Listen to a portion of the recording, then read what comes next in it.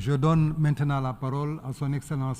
And I'll give the floor to His Excellency José de la Gasca, Head of Delegation of Ecuador.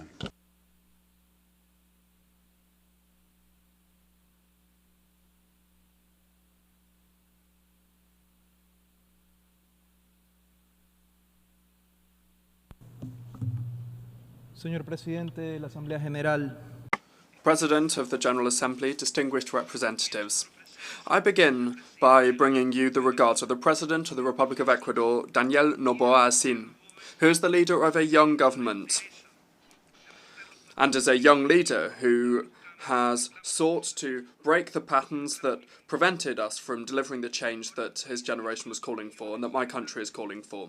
Ecuador is a country of 18 million inhabitants with huge potential in which young people are fighting on a daily basis for a better future, changing the reality that they inherited. They believed in the transformational project that President Noboa put forward, and now they see a country of opportunities and progress, based on the respect for human rights, in which there is a firm commitment to root out corruption and impunity. Mr. President, ladies and gentlemen, despite the fact that it might look like the global and multidimensional crises are overwhelming us, international law and the principles and aspirations of the United Nations Charter must remain our guiding light. Therefore, I reiterate Ecuador's commitment to multilateralism, peace and sustainable development, the peaceful resolution of disputes and respect of individual freedoms and human rights. I reaffirm the unshakable commitment and respect of Ecuador to the ideals and principles that gave life to nations. We must implement the Pact for the Future, the Global Digital Compact, and the Declaration on Future Generations that were adopted last week. This will help the UN from moving on, from no longer being a photograph taken 79 years ago, and rather for it to better reflect the contemporary world. Ecuador welcomes any initiative that encourages inclusive prosperity and democracy, because we know that its sustainability is closely linked to the peace of a nation, because there's an inextricable link between peace and between development and peace. Therefore, Ecuador is working to achieve the Sustainable Development Goals, and we have shown that the so aspired to Objective 16, which is peace, justice and strong institutions, is being met with synergy and is interlinked with 125 of the 169 goals of the 2030 Agenda. We must understand it. When we strengthen democracy and institutionality, we fight violence in all of its manifestations. Tackling corruption, we achieve better justice and peace for our citizens. We bring about an impact on the reactivation of the economy and providing decent jobs, reduction of poverty, hunger and malnutrition. Mr. President, building a future of better prosperity and peace requires combating organised crime, transnational organised crime and drug trafficking that undermine institutionality and erode the social fabric of our democracies. In December 2023, President Noboa, in the framework of the Ecuadorian presidency of the Security Council, warned members about a wave of transnational and narco-terrorist organised crime threatening the rule of law, state control and border security. Faced with this challenge, the national government of my country has adopted responsible decisions and is waging an unshakable, unrelenting fight that past governments avoided. However, national actions are not enough when it comes to the threat of transnational organised crime that has resources that significantly go above the ones that are used to fight it. Only by strengthening efforts and working in a coordinated and effective way with the international community can we defeat this phenomenon. As an elected member of the Security Council, Ecuador has shown its commitment to international peace and security. We have risen to this historic challenge that pushed us to act with a sense of responsibility and consciousness in the face of the geopolitical tensions between large powers that are limiting compliance with the collective responsibility to act in response to situations of conflict that affect humanity. In the case of Ukraine, we were co-pen holders on the humanitarian file, and on the situation in Palestine, we voted in favour of all resolutions adopted by the Security Council to halt the hostilities, to free hostages, to allow a proper flow of humanitarian aid, and to advocate for the respect of international humanitarian law. In my region, we are leading the authorization of the Security Council to deploy the multi-dimensional support mission for security in Haiti that was adopted by way of Resolution 2699 in October 2023, and today has just been renewed up to 2025, just a few minutes ago. The role of CARICOM has been key in the support provided to Kenya as leader of the MSS. This first step forward must contribute to the sister Republic of Haiti blazing its own trail towards peace and sustainable development.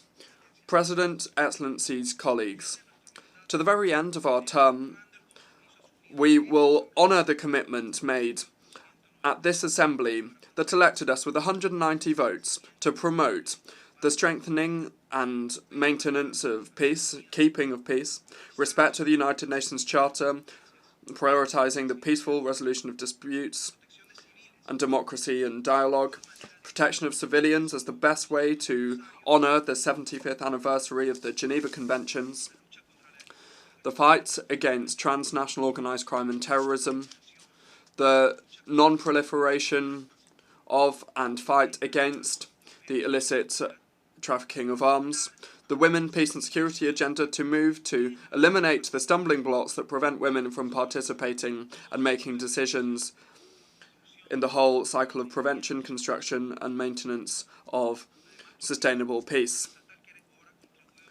Those are all of the commitments we made.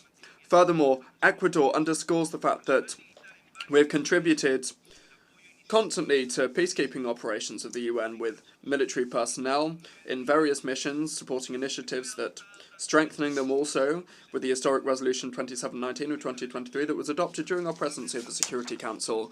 This resolution opens the way for sustainable financing for missions mandated by the Council for Peace and Security of the African Union.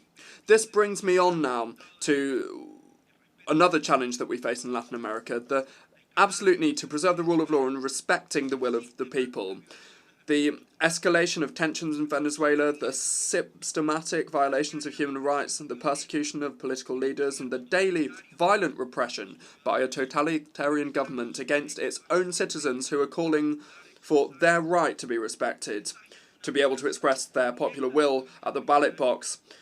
We're seeing a direct threat to regional security and regional stability with possible repercussions on peace and security internationally. The critical humanitarian, economic, political and human rights situation and security situation in Venezuela has caused 7.7 million Venezuelans to leave the country seeking better opportunities.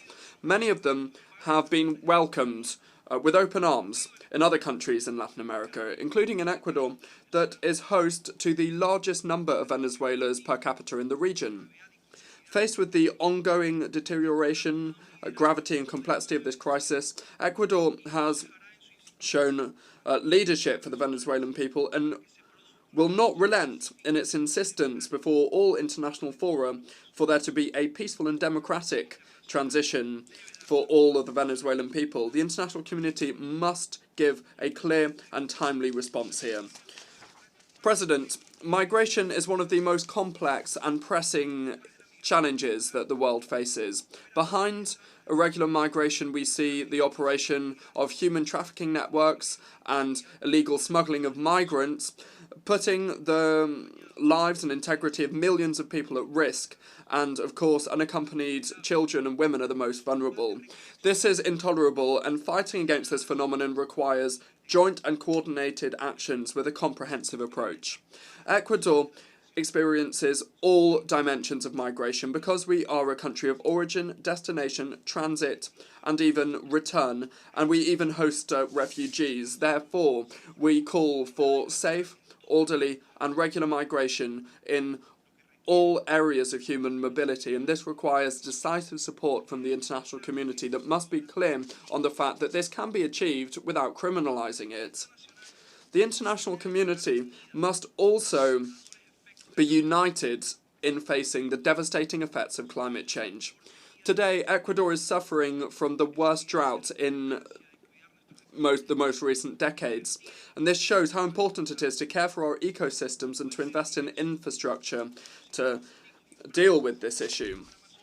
As a mega-diverse country with unique ecosystems that are also fragile, like the Amazon, the Andes, and the Galapagos Islands, we are committed to conservation of biodiversity, and we are updating the national biodiversity strategy, and we have set forth a transition policy, an ecological transition policy that preserves our natural heritage. These efforts require more of a sense of joint responsibility from the international community, especially when it comes to finance, technology transfer, capacity building and scientific research that are currently not up to the mark. The Paris Agreement and the principle of shared but differentiated responsibilities must not be undermined. In fact, they must be strengthened. Ecuador also supports initiatives in the realms of protection, conservation, and sustainable use of the ocean. And we should see this through the entry into force soon of the agreement, the BBNJ agreement, and the organisation of the third UN Oceans Conference in 2025. Our commitment is further reflected in the efforts that the Ecuadorian presidency of the committee tasked with drafting a legally binding instrument to eliminate plastic pollution is pressing on with. The Ecuadorian presidency is pressing on with that. We hope that this will be delivered soon and that the Galapagos Islands, which are a World Heritage Site, will be the venue for the signature of this instrument. President, security, transnational organised crime and climate change are just some of the challenges that we face as humanity, and they require a better use of global cooperation mechanisms and development finance mechanisms. Ecuador is convinced of the need for a true transformation of global governance and its institutions to provide them with legitimacy and thereby avoid them being condemned to irrelevance. And this includes the Bretton Woods institutions and this very organisation. Perfecting the bodies of the UN system is not the ultimate goal, but rather just one step forward to achieve the ultimate goal, which is peace and security in the world. Therefore, bearing in mind the relations between the main organs, in order to benefit from a stronger and more effective Security Council, we also require a more modern and effective General Assembly. We must reaffirm the role of this General Assembly so that it can bring about the necessary reform of the Security Council. Ecuador is clear on the fact that we are a non-permanent member of the Council and we are finishing our term in December this year, but we also know the role of the elected members when we act together is fundamental, and we must continue on this front. An essential part of the transformation is the participation of women in leadership positions. Ecuador reaffirms its support for a woman from the Latin American and Caribbean region to be the next United Nations Secretary General. I conclude by recalling that crises can be overcome with political decisions, willingness and bravery, the courage to make the right decisions, and this will be achieved by strengthening multilateralism, not by weakening it. Thereby, we can achieve the dream of a better world, a world that is more peaceful with more opportunities for all. Thank you very much.